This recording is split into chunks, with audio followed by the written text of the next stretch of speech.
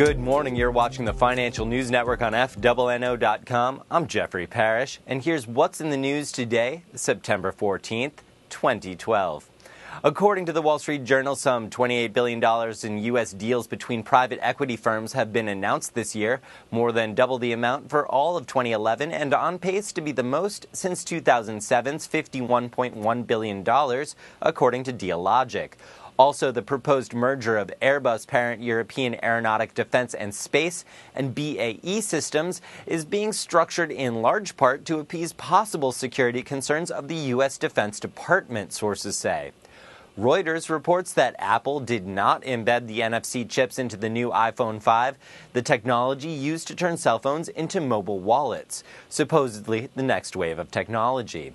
Japan said that it intends to stop using nuclear power by the 2030s, a major shift from policy goals set before last year's Fukushima disaster that sought to increase the share of atomic energy to more than half of its electricity supply.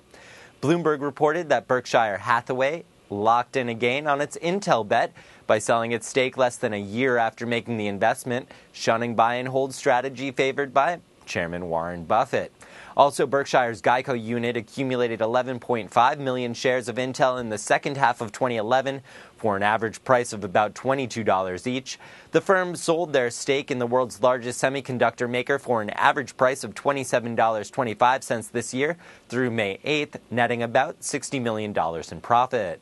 And finally, Bloomberg also reports that JP Morgan Chase, which fell as much as 24% in the month after disclosing a multi-billion-dollar trading loss, has erased that decline.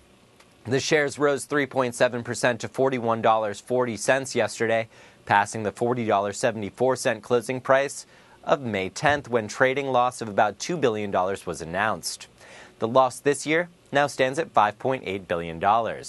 Well, that's what's in the news for this morning. For more of these stories and other news topping the business world, follow us on Twitter at FNN Online or catch us on the web at FNNO.com.